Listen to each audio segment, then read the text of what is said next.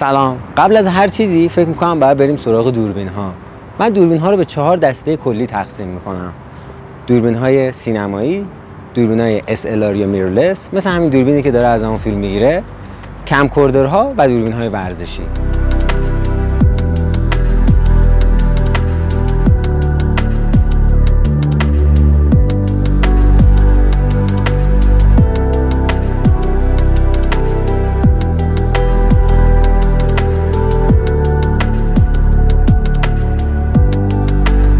در مورد دوربین‌های سینمایی و کم‌کوردرها تو فصل 3 حسابی صحبت می‌کنیم.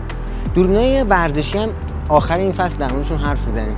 اما اون چیزی که خیلی مهمه دوربین‌های SLR و میررلس هن. دوربینایی که این سالا حسابی تونستن بهتر کنن. توی پکیج کوچیک واقعا کوالیتی خوبی بهمون.